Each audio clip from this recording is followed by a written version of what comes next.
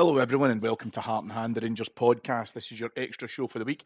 My name is Cammy Bell. I'm your host, as always, and joining me to discuss what I think was, to be fair, a pretty difficult night in the Europa League, making our home debut in the tournament, is Colin McMillan. Colin, thanks so much for coming on and joining me. Yeah, hi Cammy, hi listeners. Absolute pleasure. I just wish it was off the back of a better result and a better performance. But yeah, a tough night at the office that was, wasn't it? Yeah, and Colin, we went into last night very much in a high, a deserved high from the game across in Sweden. And somewhat lamenting, I think, after the game against Malmo, that it could have been a lot more. And there's a bit of a running theme there because the game against Lyon at Ibrox last night, I think, has highlighted a number of lessons that we need to be able to try and take away from it. Before we get into the kind of crux of the game, and we'll obviously talk about St Johnstone the weekend as well, keen just to get your kind of thoughts prior to the game, how you were feeling. Were you optimistic? Were you feeling a bit more positive? Or were you maybe just wondering if this was going to be the gulf in finance that I think a number of fans had kind of mentioned before the game? I was feeling optimistic, Cammy, because rightly or wrongly, and it's perhaps more wrongly than right at this current time, we do have a bit of a Billy Big Boss approach to this competition. Thursday nights, Europa League, we do well in this competition. We've came to consider this a competition that we do well in, we kind of belong in, and we've punched probably above our weight in the recent past in this competition. So Lyon at home, you start to think that we could get something here. This is Lyon, but it's us, it's Europa League, it's Thursday night, it's under the lights. We could do this. But the reality was, and the reality is, that this Lyon side were light years ahead of us in terms of not only finances, which is obvious, but just in terms of the quality of players they had on the bench, the quality of players they had on the pitch, the quality of players they could bring on off the bench, fitness levels, technique, ability, every single thing was past what we had. And that doesn't make us a bad team. That doesn't mean that we're run badly or we're in a terrible state or anything like that. It just means there's a massive gulf in finances between what Lyon can do in a summer over the last couple of summers compared to what we can do. So to answer your question, I went into it probably more optimistic than I should have done. And I quickly realised within not long after kickoff that this was a decent side we were up against and it was going to be pretty difficult. And do you know what? I mean, I agree with all of that. I was probably in the same boat. The thing that gave me probably the hope, Colin, about being able to go into the game, and again, as I say, we'll talk about how the game unfolded in short order. But the reason as to why I probably went into it thinking, we do have a fair chance about being able to go out and express ourselves was Rangers went into this game following the Old Firm defeat with 4 back-to-back clean sheets, one of which obviously was across in Sweden, as I mentioned earlier on. And so where we needed to tighten in terms of that back four was beginning to look very, very positive. And there's an element within this. The manager talks a lot about, the domestic season is a marathon, it's not a sprint. Cup competitions are different. We all understand that. This season's format, the Europa League, is obviously within its infancy. I'm not sure if I like it already, if I'm being honest. But we had cause, I think, for the reasons that you mentioned. Ibrox under the lights on a European night is, it's just different. And for me, you absolutely acknowledge the reality of the situation. I think it's totally fair. And I think as the game started to unfold, Rangers did start positively. There's no doubt around it. A couple of decent saves by the goalkeeper. A really horrendous miss by Vlavkrav Cherny, where I've had the opportunity to rewatch part of the game. I think you and I did the post match immediately after the game on our Patreon site last night, and I suppose I've kind of revised my opinion a little bit, having had the opportunity now to see it a few times. It's a sore miss, but the point you and I made when we were doing that pod yesterday was it almost sucked a bit of the atmosphere out of the stadium, and it was a sore one to miss at a time when say first 10 minutes, Rangers have always started well, I think, within the last few games. Been able to get that goal and take the lead, I think, would have made a huge difference to our attitude towards it, to the stadium's support of the players on the park. But the reason as to why I talk about lessons within this is that we're still having the same conversation now in a similar fashion to what we've spoken about against Hibs and against Malmo, where we squander far too many of these chances. And I think on Thursday night, you saw exactly what happens when you don't take them.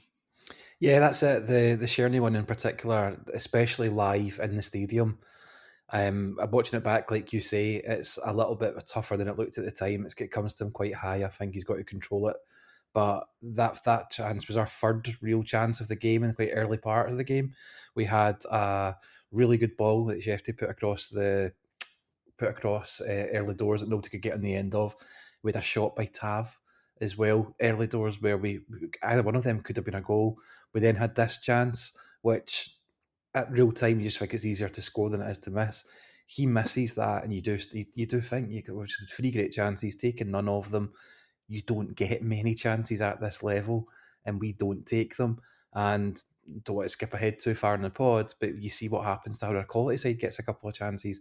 They take all of them, and we suddenly find the game away from us. So, yeah, this isn't a dig at any particular player, any particular striker we've got or anything, but we need to be more clinical in front of goal, and that's for all players, because like I said, we had chances today for Tav, Kieran Dowell had a chance on goal, Dessers had opportunities. There was players all over the pitch that had chances tonight or had shots or headers. I think Proper had a header at one point as well, but we're just not clinical enough, and that's been a problem for a long time with us, and I don't know what you do about that, because the players are in training every day. They must be working on finishing. They must be working on technique. They must be doing all this sort of stuff. But I guess there's just that different levels of player between the elite footballers that take these chances far more often than the good footballers that we have. And it's mega frustrating, and it's something that's going to show us up at this level, I think, time and time again, because when we get drawn against a team from France, a team from Spain, a team from Italy, a team from Germany, or even a team from England, chances are we're going to be up a team against a team that's got just absolutely mammoth budget compared to ours, and it's going to take a backs to the walls performance or an outstanding performance where we take the one or the two chances that we get. Otherwise, we're just going to be on the end of results like this tonight. So yeah, you can be as good as you can in defence, but if you don't score the goals at the other end, then you're not going to do well in this competition. Yeah, and one player who did take advantage of that and I thought was excellent on Thursday evening was Malik Fofana. Gives Lyon the lead. Bit of a scrappy goal in terms of, I think that we could do far better with it, Colin. It's definitely avoidable. We mentioned that defence that has looked pretty solid in the build-up to this. It was a bit sixes and sevens. However, Rangers did get back on level terms with a great goal from Tom Lawrence. A fairly shoddy piece of defending, it has to say, by Lyon. Cyril Dessers looks to be able to try and come in and give a bit of pressure onto the goalkeeper. There's a spill. Tom Lawrence is there. Takes a bit of a sore one. At time of recording, we haven't had an injury update, so apologies, folks, if you've maybe heard that by the time that you hear this. But Tom Lawrence form recently, Colin. Dundee United Hibs, it's 6 points within its own right. He was able to play on, so we're hoping that the injury isn't severe. We do have the international break coming up, and maybe that'll give him a bit of a chance to make sure that even if he is carrying a niggle, that he's able to see it off at that point as well, so he has some downtime during the break. I'll be honest with you, I thought at this point things could turn back in our favour, but only a few short minutes after that, Connor Barron looks to be able to try and play a back pass to John Souttar. He inadvertently plays it directly across the midfield. Lyon hitting the break, and the way how the following kind of phase of play, the defence is at sixes and sevens because they're on their heels. It's a square ball through to Lacazette. Lacazette finishes with what it has to be said is a great finish, because there's a player to ground. The keeper's trying to cover as much as he possibly can. He lifts it over Lyon now back in front, and so it has swung back in the other direction. Connor Barron has just been given Rangers Player of the Month for September. Again, when you and I talk about, when we do our post matches on our Patreon site, we say it tongue in cheek, but it's almost as if Connor Barron has kind of defaulted that position of man of the match more often than not. He's been an excellent signing for Rangers, but there's a naivety here, Colin, which, again, using that term in terms of learning the lesson, it's a really, really needless ball to be able to try and play that back across. If he's going to do anything like that, he has to be able to try and just be incredibly concise as to where he's going to hit it. As I say, Fofana is able to burst through, but again, we come back to that point of we are now the kind of masters of our own downfall. I feel bad for Connor Barron as much as I'm angry at the mistake. And my hope is that as we continue to see him grow, he's going to use lessons like Thursday night as an opportunity to learn and eradicate some of that stuff from his game. We'll obviously talk about the Lyon fourth goal soon. I'm going to give him credit in the fact that I don't think his head went down after such a costly mistake. But these are things that we just need to be able to do far better. And again, whilst I give Lyon absolute credit for a good side, and they are a good side, there's absolutely no doubt around that, we are absolutely shooting ourselves in the foot here. So needlessly, it's incredibly, incredibly frustrating. Yeah, that's exactly the word. It's frustrating because this Lyon side are more than good enough to break through us, rip us apart, and score goals all by themselves. They don't need us making it easier for them. They don't need mistakes that give them the run on goal or give them opportunities like that. The ball from Connor Barron, it's not great. It's a bad mistake to make at any level, never mind this level. But I'm not going to criticise him too much, Cammy. He's came in on a free. He's going to go to tribunal. Will end up being a little bit for him eventually when that all gets decided. But he's hardly put a foot wrong. We're sitting here recording on Friday the 4th of October. Connor Barron's played almost every game for us this season, and we've done nothing but praise him. If this is the first mistake he's made all season, he's done really, really, really well. So I'm not going to get too bad on him. It's a bad mistake, but they happen. He does strike me as the kind of guy that will learn from it. This was a big night for him. He's never played in this sort of atmosphere before, I don't think. Certainly not played a European home match at Ibrox before. That's probably the best team that he's ever played against. And it will have been an experience for him, but it is one that he'll learn from. We've seen how quickly he's adapted from playing where he was last season to where he is now. He's actually came in and he doesn't look like a new signing. It doesn't look like somebody that's struggling trying to fit in. He looks like somebody that's been playing in our midfield for a number of years, and he's doing things like what we've been wanting players to do for a long time. He does the simple things very, very well, and for a long time we've been struggling to find players in that midfield that can do the simple things really well. So yeah, I think he will learn from it. I don't see him as a guy that's going to sit and huff about it or it's going to put him off his game or anything like that. I only think he'll develop and he'll get better off the back of it. He doesn't strike me as the kind of guy that makes the same mistake twice. Yeah, let's hope so. Let's hope so. Because he's young, he's going to learn. I totally agree with you. He's fitted into a Ranger side so naturally. I think you absolutely have to give him the credit for that. It's been a bad day at the office, but he was not the only one. I think it's fair to say. I think everyone of a red, white, and blue persuasion, Colin, was saying, let's just get in at halftime at 2-1. Let's see what we can do. Let's regroup. Let's have a chat about what's working and what's not working and how we can look to be able to try and just get ourselves back into the game. However, Lacazette scores an absolute cracker. Again, defensively, I think that we can do a lot better here, but he's scored an absolute perler past Jack Butland. Jack Butland, I will give his credit to, he's already produced, more than a few good saves at this stage as well to be able to keep us in it. There's nothing he could do about this goal. It was absolutely smack bang right into the postage stamp, as they say. And we mentioned before about, the atmosphere at Ibrox and being able to try and make sure that we could motivate the team wherever we possibly could. This came at a fantastic time for Lyon. I think a minute into 5 minutes added on time. I think it really, really took the wind out of our sails, this third goal. And I don't like saying it because I hate seeing goals scored against Rangers. I think that, as we mentioned earlier on, we have played better against better opposition.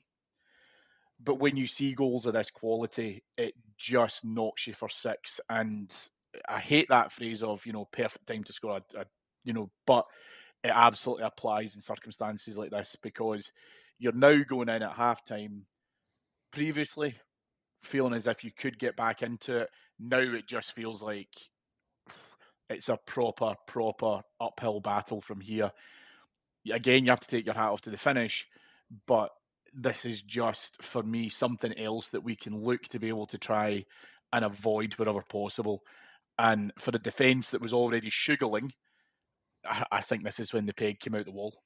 Yeah, that's certainly one way to describe it.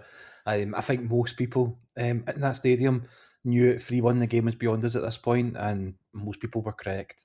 Like you say, it is a great time for them to score because we're only a goal behind before this. We've already came back in the game once already, so we know we're capable of doing that.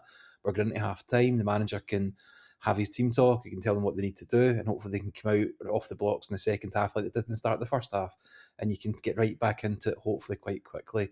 But as soon as there's that gap, you're 2 goals behind at this level. Your team talks out the window. You've got to build it from scratch. You go from just being one out and still in the game to having to chase it, and everything just becomes so much harder.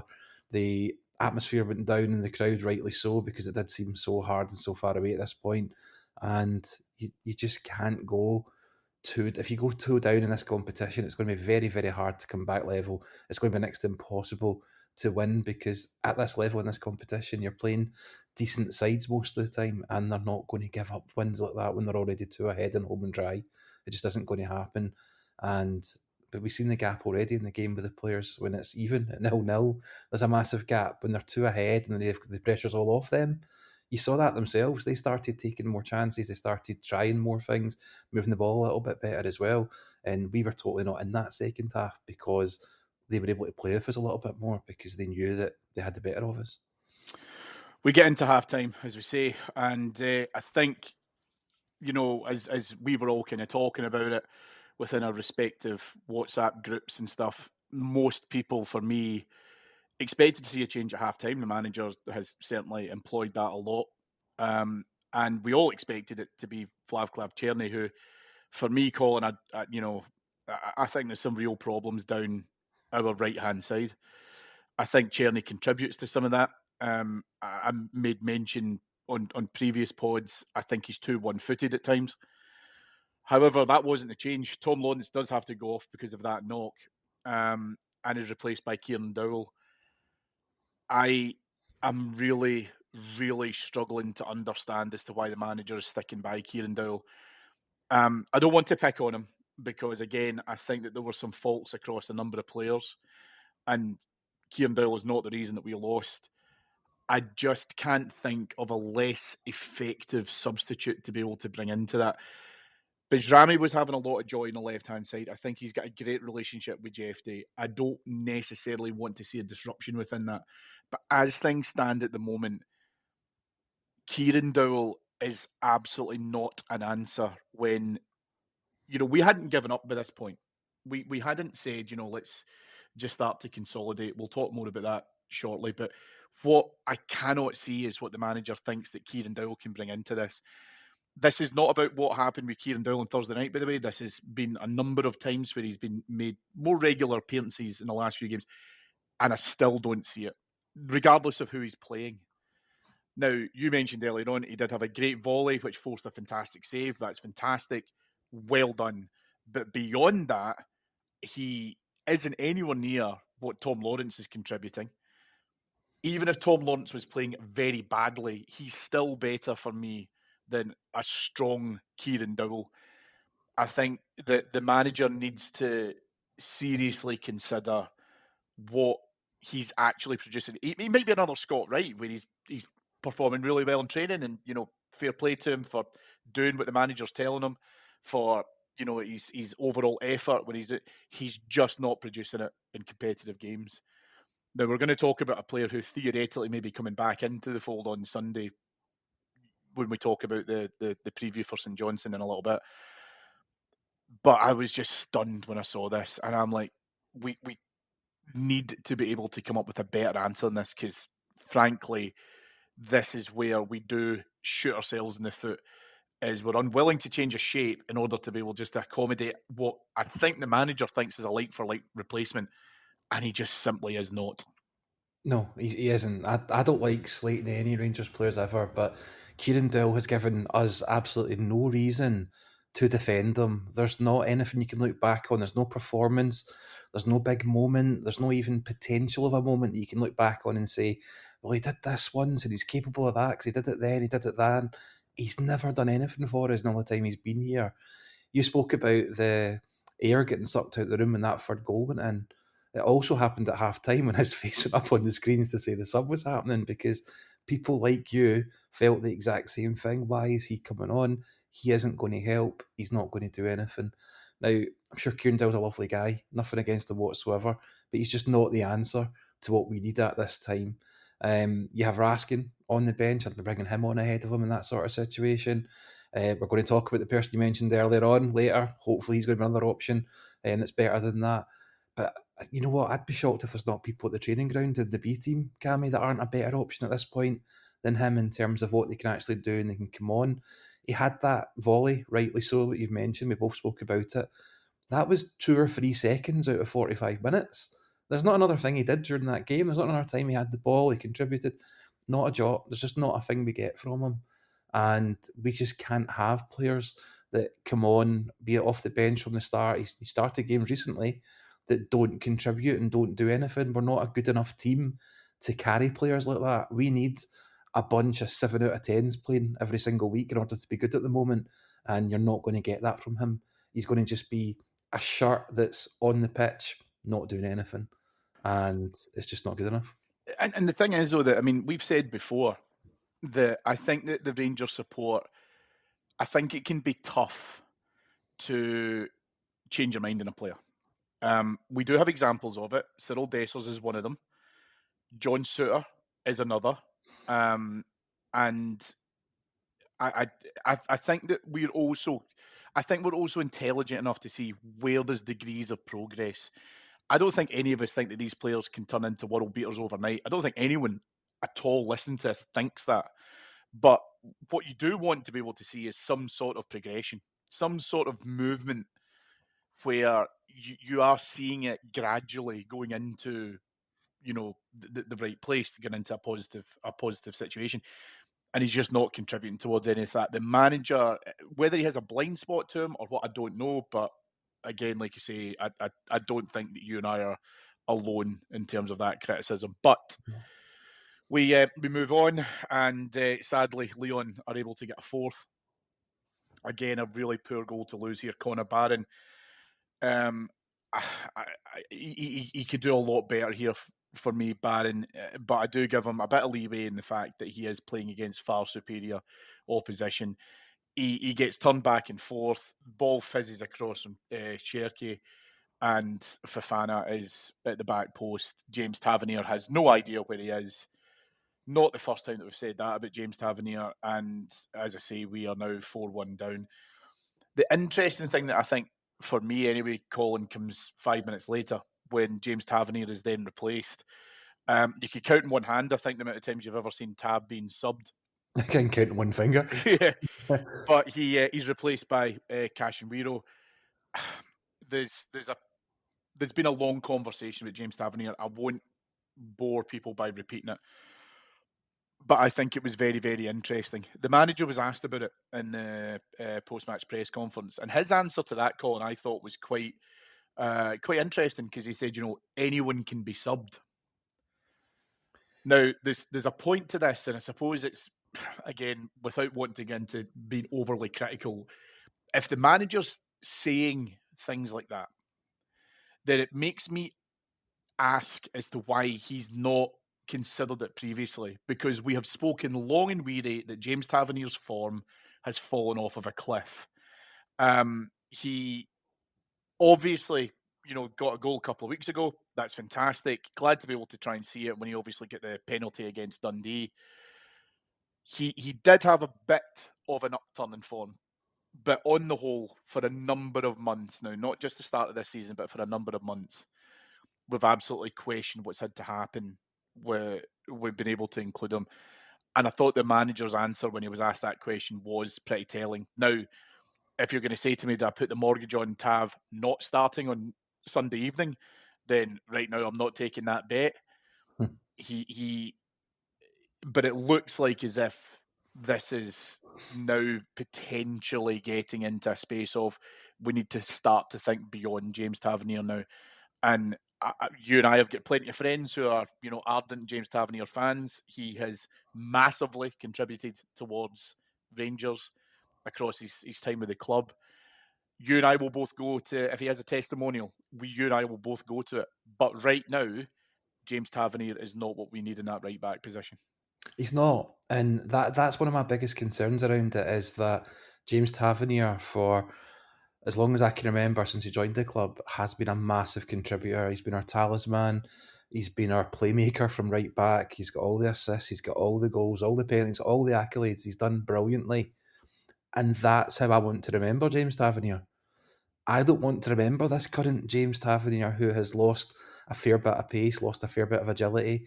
He seems to have lost a bit of his strength.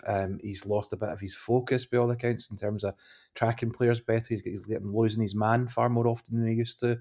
And he's not contributing as much going forward either. So all the good stuff that he did has deteriorated. Now, that happens with players, Cammy, with age. It happens with players over the volume of games they played. I mean, the poor guy must have played about 60 games a season on average for the last 6, 7, 8, 9 years. So I get that. He's got a lot of miles on his legs. But at the moment, he's not playing well at all. He really isn't. And because he's played so well in the past and he has been so important, it's more noticeable than ever. The manager saying that anybody can be substituted. That's very, very true. But for the last 8.5 years, James Tavernier has never been substituted really, because he's so important, because he's so dangerous, and because he contributes so much. We've now in a situation where with 30 minutes to go in a game, we can take him off because he isn't important anymore. He's not the main guy anymore. And we've potentially got his replacement sitting on the bench ready to slot in there. And that's probably what we have to start looking towards. I'd love James Tavernier to keep playing and be brilliant and contribute for years to come, but it's not realistic. And we need to get better as a club and better as a support at not only just bringing good players in and developing them, but knowing when to stop using them and when to replace them as well. James Tavernier should probably have left in the summer. I don't know what options were available to him, none that he fancied, I don't think. But we've held on to him for probably longer than we should have done, which have meant we're stuck with our highest earner. I think he still is the highest earner at the club, so he's earning a lot of money, so he is going to play. But we do need to start looking at phasing him out, and I think tonight was quite telling in that. 30 minutes to go, off he goes. He probably will start at the weekend, Cammy, because that's what happens. But we do need to start seeing less minutes for James Tavernier and more minutes for his potential replacements, because it's only going to go one way from here, and it's not better. No, I think that's all fair. Again, this isn't new. I don't think, Colin, in terms of where we've seen some of that performance. And listen, do you know what? I want to give him his credit. Like, he'll know he's not playing well. Like, he'll know he's not contributing as much as he really wants to. And there's an element within that where he set the standards so high for himself, and he was the go-to guy. He was the guy who got us out of jail more times than I can count. And he'll. And I think it's natural to feel that if you then start to have a decrease in terms of your contribution, your performance, how you are delivering what you want to be able to go back to being able to deliver. And maybe it's just, as I say, if the manager needs to, have that expectation with them, then again, that's going to have to be part of what we want to be able to do moving forward. And again, I just thought his answer when he was asked that question was quite telling. We've been pretty tough, I think, Colin, in terms of tough but fair. I want to talk about, again, a couple of the positives. I thought Bijrani on Thursday evening was absolutely fantastic. In terms of what he contributed, I take that with the caveat that he was playing against, a very, very good team. There is for me, a very good relationship that's developing on that left-hand side. I cannot fault players like Cyril Dessers in terms of their overall work rate. I felt that, him, Bujrani, Diomande, they really gave everything they could. And, they'll certainly made sure that they're getting a rest because, as I say, they really ran themselves into the ground. There's two challenges, as far as I'm concerned, Colin, in terms of what we really need to kind of address. The first one is, as we've mentioned, about making sure that we are far more clinical and to a certain extent ruthless with what we're able to deliver on in games like this. And it's not just contained to Europe. We know we were having issues in terms of the Old Firm games, but there's also an element of this where, we've all said that the second goal makes things far easier when you are worried that you are 16 seconds away from full time against Hibs at home, that you might concede from a corner and drop 2 points. It's a problem because you are not, concise enough to be able to make sure that you're putting the game to bed. And a game that, by and large, you absolutely should have done well before you get to the dying embers of the game. And the second thing for me, and this is where I will be interested to see what happens next, because the manager was asked, I think it was by one of our chaps, it was either David or Adam in the post-match presser, around the system. And I think the overwhelming concern for me at the moment is our midfield can be productive, and I think it can work hard, but I also think it can be cut through pretty easily. And the manager was asked about the system. He was asked, would you consider potentially moving to something like a 3-5-2? And he said, well, we might use that in some games. He's tinkered with it before. I think the challenge is that if you are then at 3-1 at half-time, are you not then willing to look at changing it? We've not used a three-at-the-back system, I think, because we've had to accommodate Tavernier to a certain point. Whether or not Casemiro comes in and that's going to be a change to his thought process. But there's also an element of that where the manager is watching what's happened on Thursday evening and he's going to have a think about, am I capable of changing this? Would a 3-5-2 work against Celtic? Is that going to make things, I suppose for me, not easier? I don't mean it'll be easier, but will it give opposition teams a harder task in terms of playing through us? Again, if he's taken a lesson from Thursday night, then my hope is that he's going to have to say he's going to have to think about approaching each game in its own merit and where he's going to have some flexibility in a system that can be lifted and shifted depending on the circumstance. Yeah, I think it's a criticism of the manager that's valid, that he is so loyal, so to speak, to this system of his, and he's got a way that he wants us to play. He's got a shape that he wants us to have, and he doesn't tend to deviate from it. And in theory, there's nothing wrong with that, Cammy. The most successful teams in football have a system that they stick to, and they are pretty religious to, and it's what they do, and you expect that from them in every game, and that's what you get. The problem with that is, though, that they're the most successful teams in football for a reason. They've been put together over a number of years, and they've got the best players. We have had a couple of transfer windows under this manager, but not enough to get the complete team that he wants. So therefore, not enough to get the exact right players for the system that he wants. So I think while you're building your system, while you're building your identity as a manager at a club, it's fair enough to have an idea of the system you want, but I think you also have to then have the players that fit into that system, and I just don't think he's got that yet. So that's where the flexibility has to come in, where, fair enough, the ideal Rangers team under Phil Clement might play this certain way that he sees, but the players we've got just now to fill those positions aren't the ideal players to do that. So that's why I think he has to be more flexible and not be so stuck on that and try different things and perhaps not abandon that system, but just change it ever slightly to fit the players he's currently got, but still have that overall arc or that overall view that this is where he wants to get to, this is what he wants to do, and how he's going to do it over the next 1, 2, 3 transfer windows.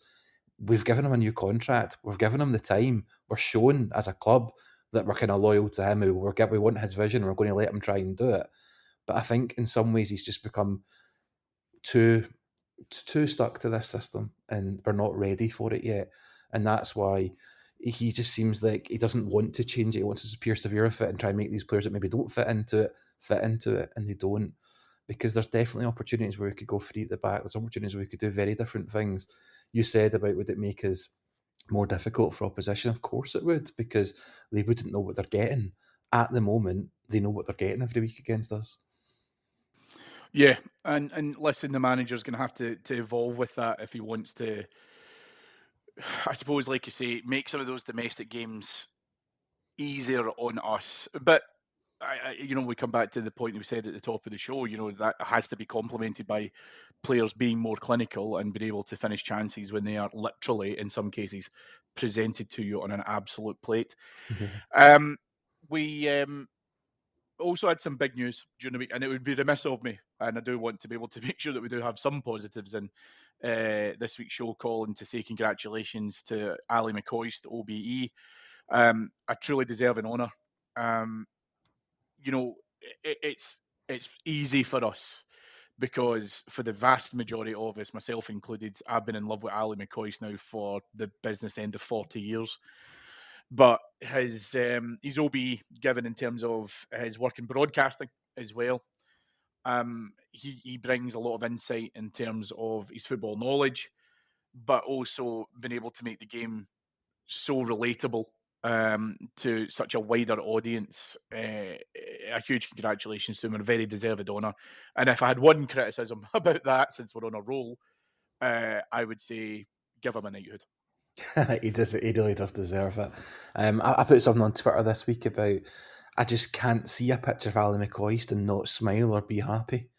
He just makes me happy when I see him, when I hear him, and when I think of what he's done. I was delighted that at the match last night, the club did a little bit of a presentation around it, played a bit of a video, tongue in cheek. They put some AC/DC on afterwards as well, which was great to see. And there was a very good chorus of Super Ali sang at the game at the start and again at the end as well, which was just great to see. He's just absolute royalty, Cammy. He really, really is. And we're very, very lucky to have him. My friend Ross, I sit beside at the games, was in Slater's on Monday getting a suit for an event we were going to next weekend, and Ali was in getting his suit for his OBE at the same time. And he had a bit of a chat with him while he was getting it done, and Ross was telling me that at the game yesterday. And I've never seen Ross so happy talking about something. And that's the impact that Ali McCoist has on us. And you know what I love about it as well? He's now having that impact on people across the whole of the UK through his commentary, through his radio work, and just through him being him. We've loved him for a long, long time because of what he did in the pitch and because of the person he was. People that don't have the same ties as we do due to the football side of things now all adore him as well. And that's just the kind of guy he is. Yeah. The player we were referring to earlier on, Colin, was obviously Janis Hagi. The club announced during the week that an agreement has been reached with Janis Hagi that comes to an end this stalemate in terms of involvement with the first team. He is back in first team training. Your thoughts overall in that situation, the resolution that's been able to bring him back into the fold, and probably most importantly for us just now as well is been able to try and bring in another addition to the first team squad. My first of all thoughts are that I'm happy that it's been resolved finally. I'm sorry it wasn't resolved a little bit earlier. Janis Hagi isn't going to come into this team probably this weekend or anytime soon and suddenly be Brian Laudrup and change everything for us. It's just not going to happen. But he is going to come in and be another option, and an option that is capable of doing things, and an option that's capable of making a decent contribution. And that's all we can ask for. At the minute, he's a guy that we're paying a hell of a lot of money to make absolutely no contribution. He scored hat-tricks and doubles for the B team against FC Nobody at 2:00 on a Tuesday afternoon. So it just made sense to sort this out wherever we had to do it, because we've got an asset sitting there doing nothing, an asset in two ways. One that, like I say, he is capable of coming in and having an impact and contributing. And two, an asset in our team that's potentially worth money to us, and that value that he might have is only going to drop the longer he doesn't play first team football. So worst case scenario, Janis Hagi comes in, he does okay, puts himself in the shop window and somebody buys him in January for a decent bit of money. Best case scenario, he comes in and makes a difference of what he hold on to him, and he becomes a real competition for places again. But we just couldn't have a situation where somebody who's earning a decent wage and has a decent bit of profile in the game, etc., is sitting doing nothing. We don't have the finances or the squad to facilitate that. It was why Todd Catwell had to go as well in the summer, because we just couldn't be paying these guys the money we were paying them to get absolutely nothing out of them.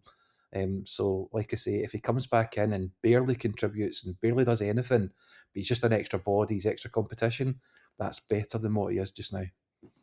Yeah, I think that's fair. I think the issue with Janis Hagi has been that he's obviously flip flopped in terms of his overall desire about being at Rangers. I don't think he's helped, if I'm being honest with you, by his representation, either by his agent or by his dad, because they never seem backward and coming forward in terms of talking about his situation, whether or not clubs were interested in him, not interested in him, the situation at Rangers.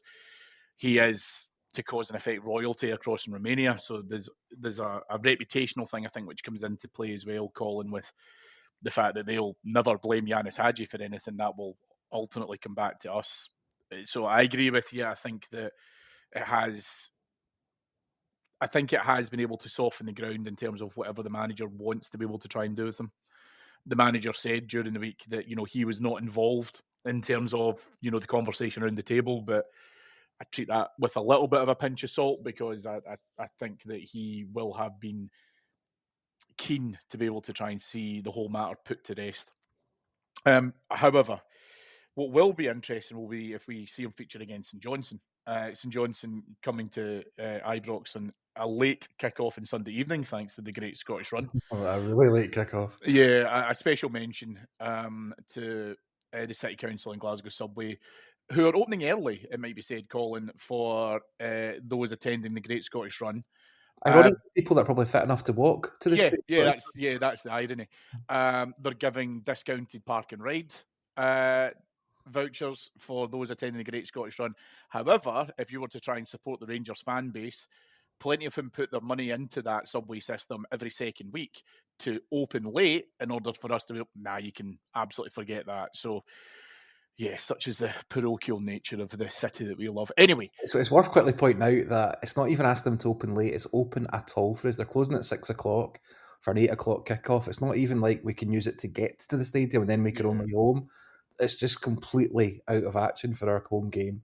And yeah, it's ridiculous, but not unexpected. Yeah. So anyway, so St Johnstone coming off the back of a fairly healthy cuffing from Celtic.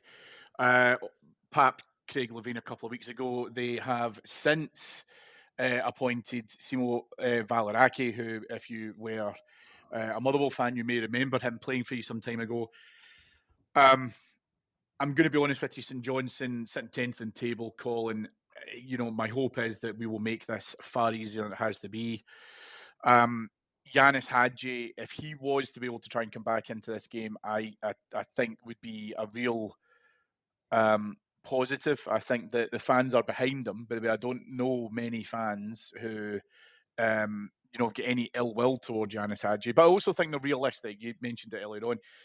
He's not going to come in here and potentially set the heather in fire, but he can come in, and I think he'll certainly be keen to contribute. It may be because it can help facilitate a move in January, but that move will only happen because he's playing well, and ultimately Rangers will be the key beneficiaries at the back of that.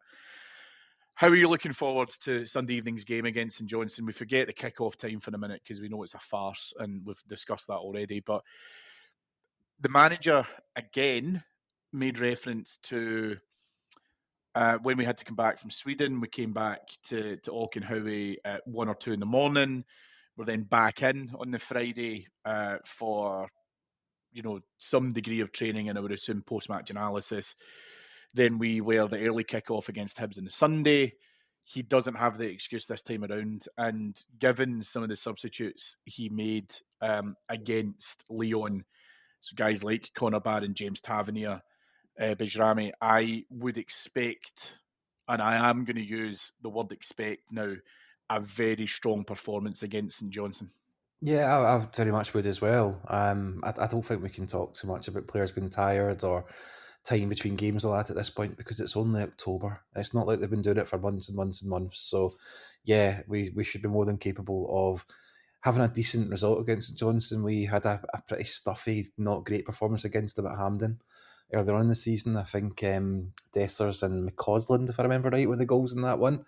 But we're domestically anyway, we're better now than we were then.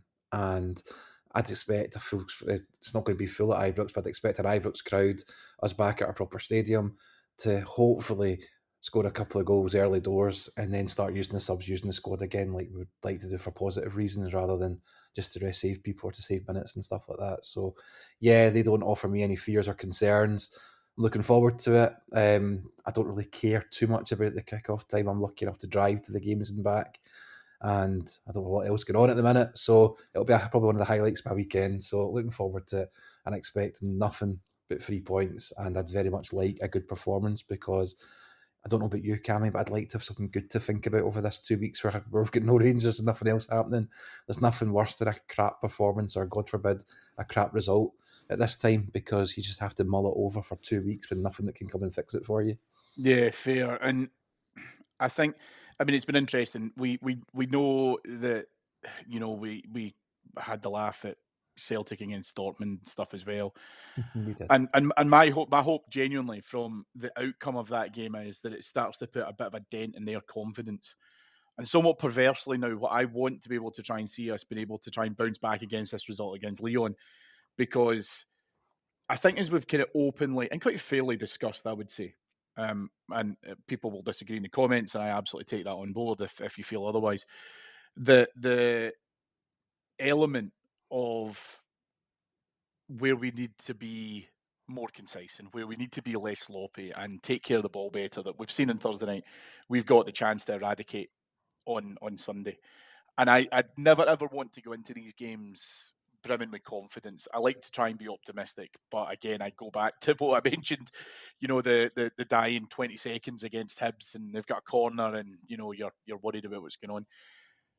For me, the most important thing now is that these players give us a chance to be able to respond with that. They'll know themselves, Colin, that they have not performed as well as they could do. Yes, it was difficult. Yes, they got, to a certain extent, a degree of a chasing from some of the Lyon players. But when you look at their own performances, they'll know that they can do better.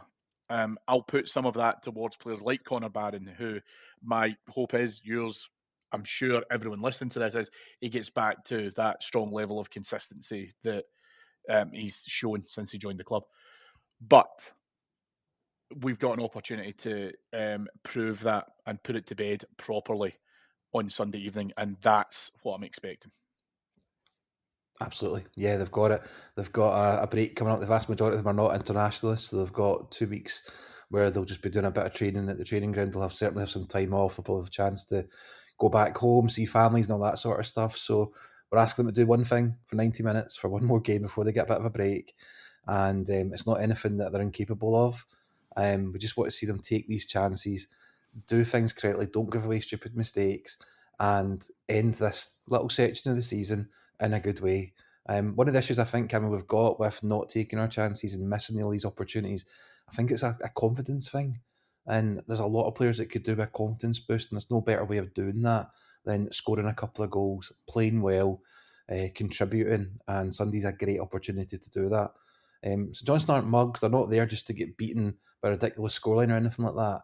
But at home against St Johnstone, regardless of where our squad's at, we should be looking to have a quite comfortable victory, and it's the least we should expect. Yeah, absolutely. Absolutely. Well, listen, folks, thanks so much for listening. Again, like I say, a tough listen because we were disappointed on Thursday night. I don't think you can take anything else away from that. We have the opportunity to put that right at Ibrox on Sunday night. Thank you to our producers, Mike Lee and Paul Myers. Thank you to you all for listening. And for me, most importantly, thank you very much to my very special guest this week, Colin McMillan. Colin, thank you much for coming on and joining me. No, absolute pleasure, Cammy, anytime. If you were on our Patreon site on patreon.com/heart and hand, you would have been able to listen to the excellent Jack, Colin and Andy show, which always comes out on a Friday morning. You'll also be able to get our preview from the chaps, which comes out on a midday before the game. and all of the pre and post match build up as well. It's going to be a great filler for 2-week hiatus away from Rangers. So please jump on there if you aren't already. And there's also an archive of some fantastic content on there. Rangers related, football related, and just some absolute random stuff, but there's something for everyone. David will be back with you on Monday to unpack the St Johnstone game. And we hope that you all have a very pleasant weekend. And here's the 3 points on Sunday night. Thanks all for listening. Speak to you soon.